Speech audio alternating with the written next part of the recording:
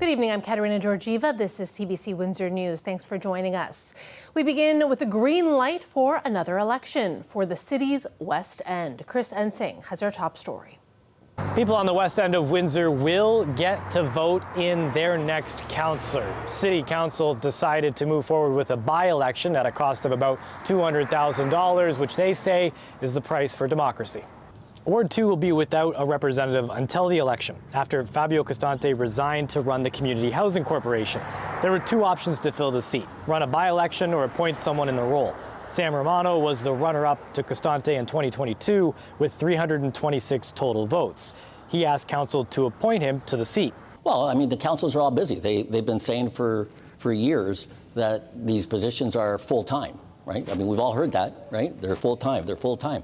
Well, now you're going to add another ward to where?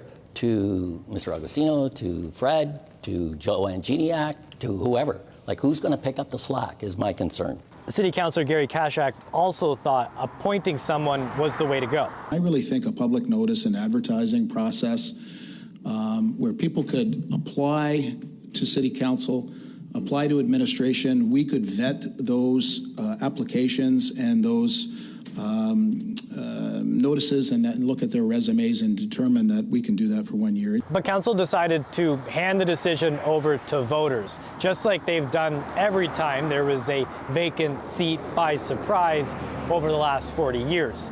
Romano says that he will run for that seat. Yeah, we have a lot of issues in the West End.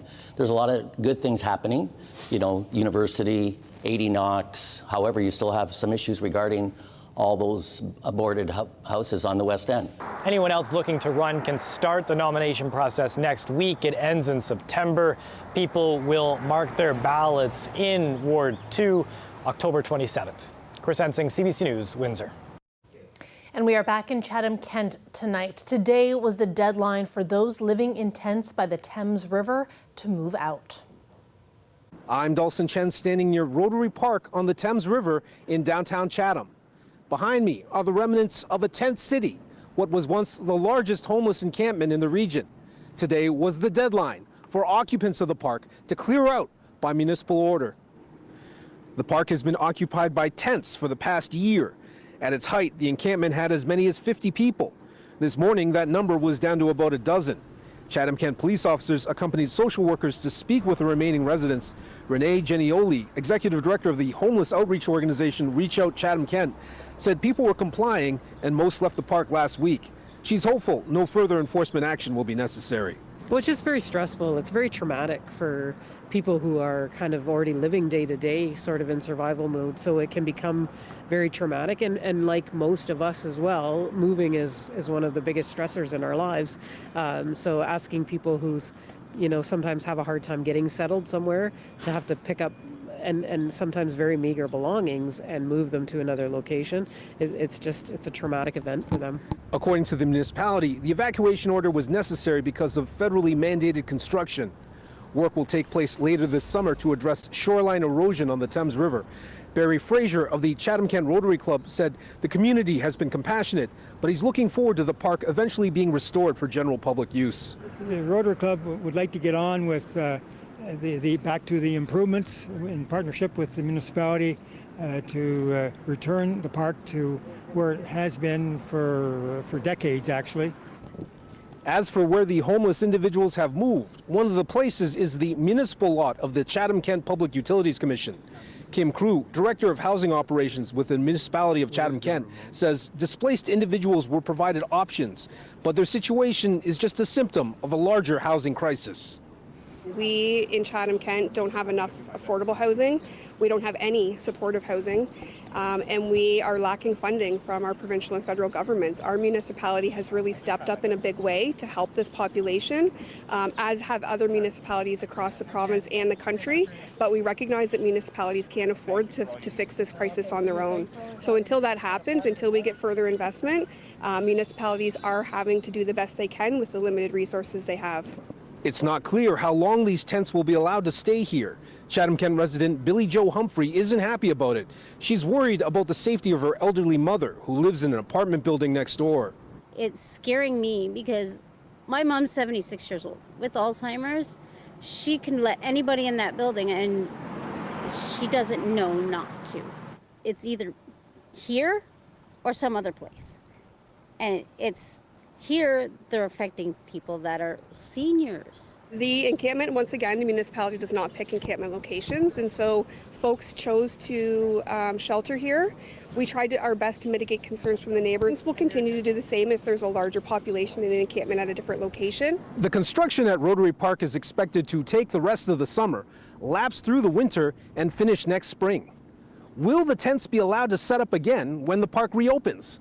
The municipality says unhoused individuals have a legal right to shelter on public lands under existing law, but there are municipal rules about encampments to reduce impacts on other community members.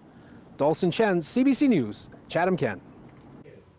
A Windsor police officer has taken a plea deal for 2 charges, including criminal harassment, but his case is far from over. CBC's Jason Vio has the details. As a part of a plea deal, an Ontario court justice did sentence Windsor Police Constable Joshua Smith to 2 years of probation. He was facing a charge of criminal harassment and indecent phone calls. Now, part of that deal included a conditional discharge, which means there has been a finding of guilt, but no criminal conviction is registered if he complies with his conditions.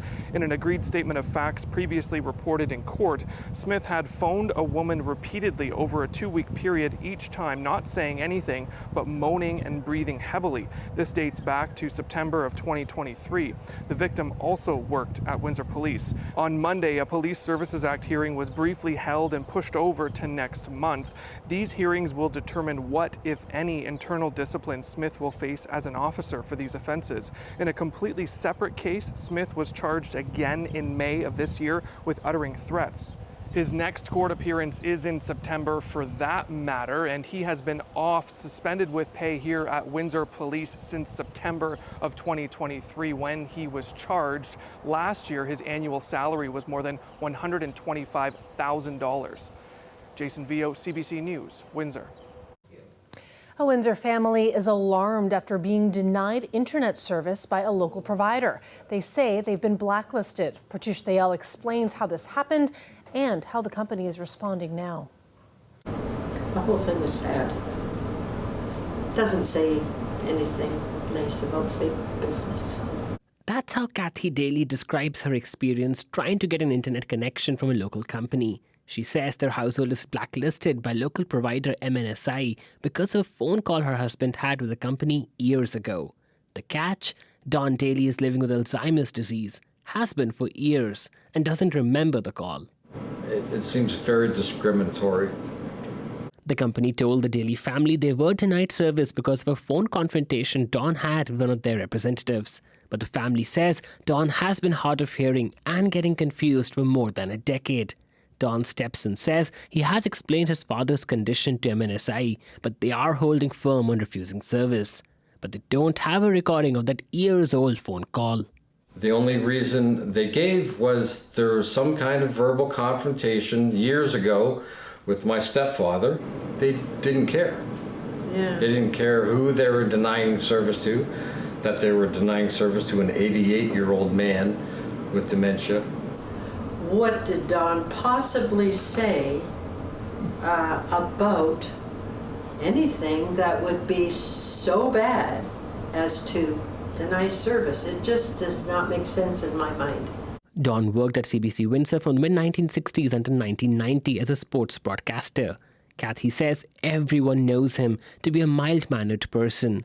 While they could go to another provider, she says most of the neighborhood uses MNSI because they have good coverage. She hopes the company accommodates their situation. This is a huge company, very successful. They don't need our business. I understand that, but I think it's pretty sad. It is. The way they're handling things. MNSI did not directly respond to the family's concerns, citing privacy, but the company's president says decisions can be made to refuse services because of interactions between customers and their staff, but the decisions are not related to any protected grounds under the Canadian Human Rights Act or human rights legislations. Pratish Thayal, CBC News, Windsor. In the coming months, many of you will be able to start composting with green bin collections kicking off later this year in our community. Here's what it means for your household. I'm Justin Escoto. Starting later this month, some of you in Windsor, Essex will be gaining new green bins to dispose of your food waste. CBC's got you covered with everything you need to know before they land on your curb. For starters, green bin collection won't begin until late October. The Essex-Windsor Solid Waste Authority is sending them out ahead of time. Throughout July, August, and September, almost 120,000 kits will be sent to single-family homes in Essex, Lakeshore, LaSalle, Tecumseh, and Windsor. If you live in an apartment or own a business, you won't get a green bin, as they're not a part of this program. The first round of green bins will be delivered to homes on July 21st, with the community of Riverside up first. Residents in Amherstburg, Kingsville, and Leamington can expect to receive theirs late next year. Each home will be provided a small green bin about the size of a small Herbie Kirby and a smaller kitchen bin to put all of your kitchen scraps in. Once you receive your bin, you have to write your home address on the space provided to ensure that your bin will be repaired if need be. Now, the bins are only meant for organic products, so fruits, veggies, meat, and dairy products. Even hair, coffee grounds, and used pizza boxes can go too. You shouldn't use them for garbage, recycling, or yard waste. All this waste will be collected and then processed at Seacliff Energy in Leamington. It then gets turned into fertilizer to be used on farmers' fields. Now, this may be a big change for some, so if you're unsure, download the Recycle Coach app to be informed about your collection and delivery schedule. Justin Escoto, CBC News, Windsor.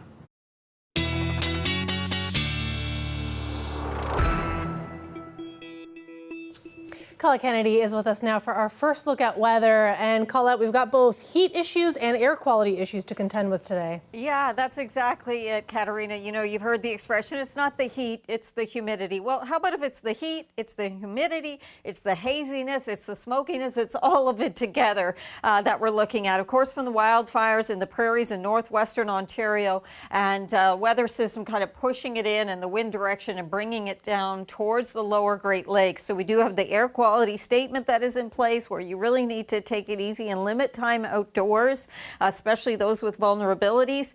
But also, the heat warning is still in place for a few more days. It is going to break or at least be relieved somewhat. I'll have those details coming up. If you are a fan of baseball, you have no doubt heard of the slider pitch. But did you know that the slider was developed by a man from Richtown, Ontario? Harry O'Neill pitched for 2 seasons in the major leagues in the early 20s. And now his hometown is giving him the recognition he deserves with a giant piece of art, which is part of an even larger installation. Check it out. Hi, I'm Jim Brown and welcome to Richtown, home of the slider pitch. We all have different visions in our mind, you know, like you figure what can a guy do with a chainsaw? Even the detail in the ball glove where you can see through the lacing. How somebody can look at a tree trunk and see a big fist holding the ball is beyond me, but the detail is just absolutely amazing. In this situation, it was like, you know, we're doing the sculpture tour across the county and representing all the towns. And when they talked about the slider pitch being something that was hidden, we thought, let's bring it back in a big way and highlight it and let the people, not just locally know, but worldwide. You know, this is the home of the slider pitch, even though many people out there all over, and even in the States, claim fame to it. The reality is, when you go back into the history books and you go back, it leads you here. We're using trees from our woodlots, reclaiming these trees that are dying and have been discarded for whatever reason. Some of them are just so big and overgrown, they're falling over in storms, and we're just turning them into a new life. We're giving them new life, putting them back in the communities where they're from, representing the wood, representing the history, representing the artists, and evolving the art as we go in these pieces. Because the goal is much bigger. It is to put our community, Chatham-Kent, on the map. And not just the map of Ontario, the map of the world. He was playing for Windsor Chicks, and while he was playing there, it was Connie Mack. They were in town playing the Detroit Tigers, and they come across Windsor. I guess they were looking around, and they spotted Harry and signed him up to the Philadelphia A's, and that's how he started his career. Perhaps there was another pitcher that made it more popular because he had a longer career, but this is the originator. This is not only Canada-wide. This is international. This is a big claim for our town, a home of the slider pitch, and hopefully we'll have some people that take a minute, drive off of 401 and visit us. The latest on the Manitoba fires after the break. Stay with us.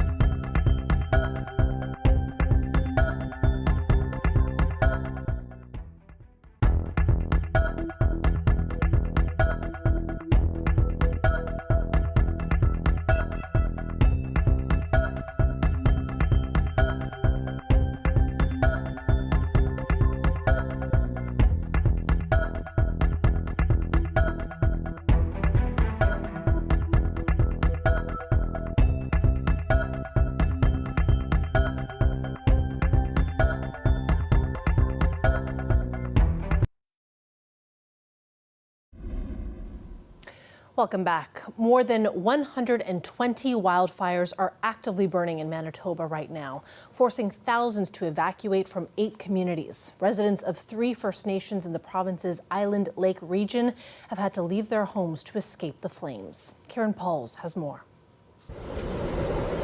With fires burning all around the Island Lake region, more than 1,500 people have been evacuated on military airlifts, joining others who left earlier on commercial flights, not knowing when they'll return. Everybody's sort of on high alert, watching and monitoring the situation. And we certainly think of our neighboring community, Garden Hill, who's had the fire breach and is now in the community and threatening homes.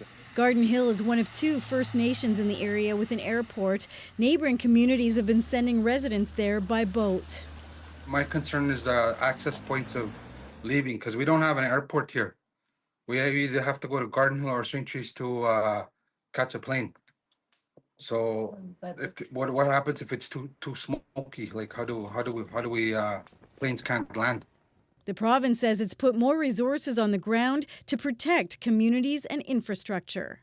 Have been making some progress there, though it has been a bit challenging just due to smoke conditions and some pretty intense fire activity there. The decision to evacuate is not made lightly. It is made based on real-time assessments of risk, road access, smoke, and the medical needs of communities. And those decisions are made with local leadership. Local leadership are trying to support evacuees at this command center in a Winnipeg hotel. Most Garden Hill residents are staying in hockey rinks and soccer complexes. This man is trying to find hotels for the most vulnerable. All the dialysis people, all the elders are on that list, all the people with medical issues, asthma patients and the infants.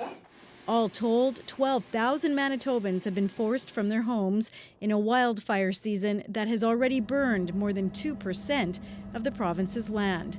Karen Pauls, CBC News, Winnipeg. Turning now to health news. About 1/3 of Canadians have become obese. That's according to a new study. It suggests that Canadian obesity rates increased nearly twice as fast during the pandemic than in the previous 11 years. Jennifer Lagrassa brings us more. In the early months of the pandemic, Angela Martin says cooking was her comfort. As a nurse, food helped her cope with the stress.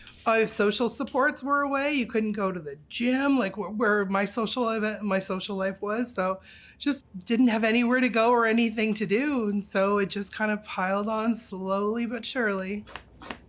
While Martin has always struggled with obesity, she says the pandemic made her weight gain worse. And according to new research, she's not alone. And we found that the rate of obesity was steadily increasing. The study, published in the Canadian Medical Association Journal, found that in 2023, 1/3, or 10.6 million Canadians, were considered obese, up about 8 percentage points since 2009. The study used body mass index, or BMI, which researchers recognize is an imperfect measure of health, but still allows them to spot trends.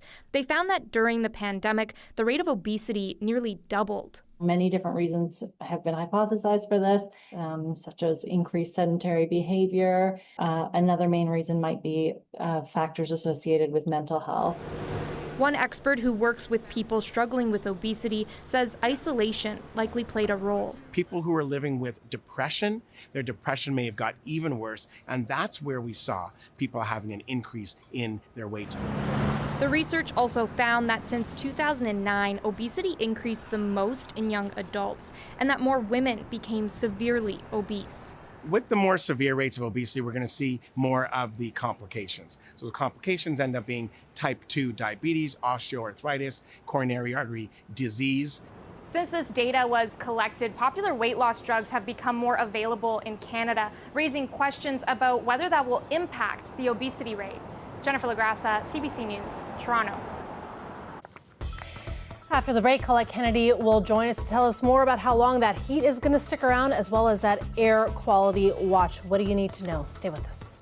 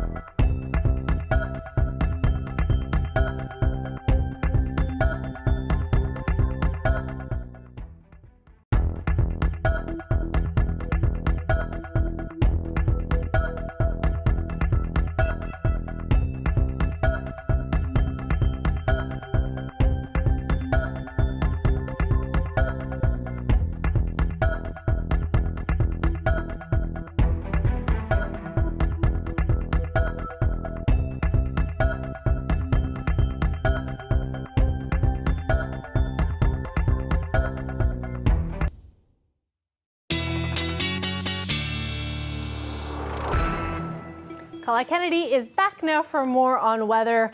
Colette, for folks who are thinking about spending some time outside, whether it be this evening or tomorrow, what do they need to know? Yeah, you know, Katerina, it's so important that we really do need to kind of limit some of that time when we get into issues with the air quality. Just be careful, those that are vulnerable, pregnant or old or young or with underlying health conditions, all these different things can make it challenging and a little difficult on our system. So the Air Quality Health Index, it is moderate at the moment, around 6, and that's really what we're looking for at the forecast into tomorrow as well. But still, that's moderate. And we know we've got some extra smoke in the province in southern Ontario and even eastern Ontario for today. It was very high risk towards Toronto earlier this morning, a 10 plus. So the UV, that as well have to be concerned about. So very high for tomorrow, 9. We're going to have a lot of sunshine in here, not as hazy as well. But the air quality statement because of that, and then also the heat on top of it, which makes it all worse because there's not a lot of mixing. It's harder to breathe, and also it's cumulative, right? We've been several days with this heat warning now and dealing with the heat, and we've got a few more to go till about Wednesday into Thursday when things should be improving. Today the Humidex value was peaked around 35. We're still close to that, so not as extreme as it can be, but we're still holding a temperature of 29, and there it is, nearly that 35 with that Humidex value right now. There are the clearer skies when we don't have any smoke or haziness, and this is the system that kind of pulled some of that smoke in from the wildfires in Manitoba and northwestern Ontario and changed the wind direction that it allowed that to come our way. Well, tomorrow we get into more of a southerly flow, and that should improve things a bit through here, but may push more into eastern Ontario and southern Quebec. Now, it's a dry day tomorrow. On Wednesday, we get into a better chance for some isolated showers bubbling up. This is a good thing. We need the moisture, but also it's sort of showing the precursor to a change in our air masses, and that's even more widespread as we go into Thursday, and then that gets us into a new slightly cooler, slightly lower humidity air mass. 20 though tonight, 32 degrees for tomorrow, feeling like at least 36, okay, for the Humidex value. Still 31 on Wednesday and Thursday. I know I said improvement, but really it will begin to feel better in here, especially with the cloud cover and more widespread showers and thunderstorms. And then Friday, you really notice it when we're talking that day, Katerina, of a high of just 26. Definitely. I'm looking forward to some of that relief you're talking about. I'm Thank sure. you so much, Colette. Thanks everyone for watching. We'll see you tomorrow. Good night.